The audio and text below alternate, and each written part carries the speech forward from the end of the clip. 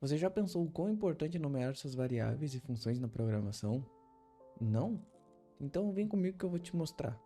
Você deve estar vendo aí na tela dois códigos diferentes. Na esquerda nós temos um exemplo de como não se deve nomear variáveis.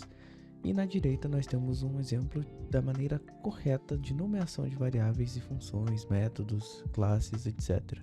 Pause o vídeo neste momento e observe exatamente o que está ocorrendo neste trecho de código.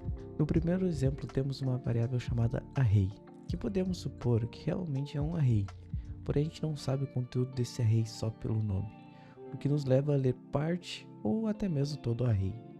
Já no segundo caso, nós temos uma variável chamada marcas de carro, que mesmo sem ler o valor, a gente já pode saber que se trata de um array de marcas de carro. Então, só por aí nós já temos alguma diferença, mas o que eu quero dizer com isso? Bom, programação se trata de leitura e escrita. Se você falhar em um desses pilares, você automaticamente está falhando no outro.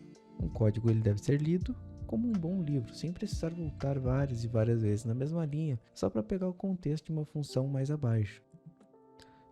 Os nomes nos proporcionam essa leitura, de tal modo que um companheiro de equipe irá ler o seu código e entender sem nem ao menos perguntar para você para que serve aquela função.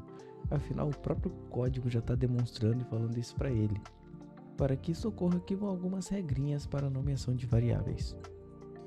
Primeira regra: os nomes devem ser autoexplicativos, anunciando o porquê da existência desta variável, deste método, desta classe.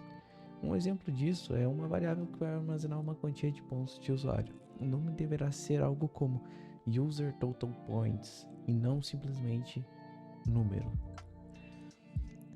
Segunda regra: um nome, um conceito.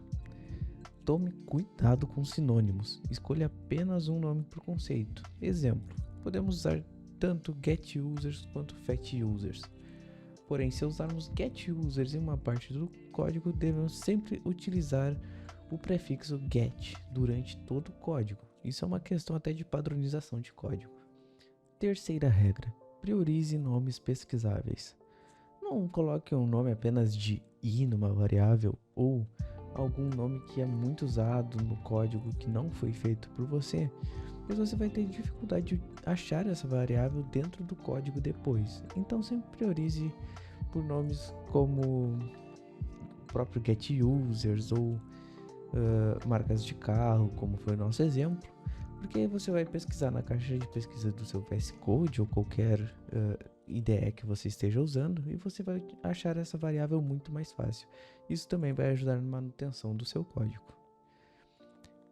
Quarta regra: faça distinções significativas.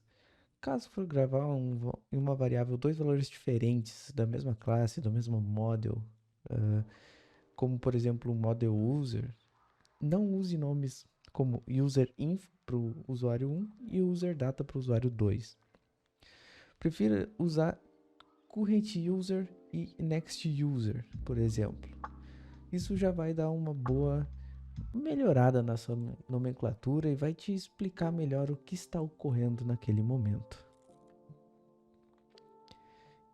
Quinta regra: padronize classes e métodos. Priorize chamar classes por substantivos e métodos por verbos.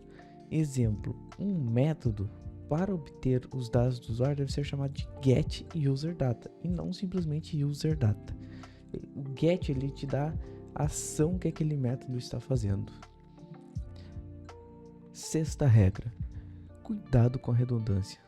Tome muito cuidado ao nomear métodos em classes. Por exemplo, em uma classe user, não utilize um método com o nome getUserData. Utilize getData e tá tudo certo. Ou não utilize createUser e somente user, pois na hora que você for colocar em código você vai chamar essa classe, então iria ficar uma redundância, ia ficar user class getUserData. Não, pode ser só userClass.getData e está tudo certo, ok? Essas são as principais regras na hora de nomear suas variáveis, métodos e classes. Espero que tenha te ajudado. Não esqueça de deixar o like e se inscrever no canal. Deixe um comentário com suas opiniões e dúvidas e, como sempre, Bora codar.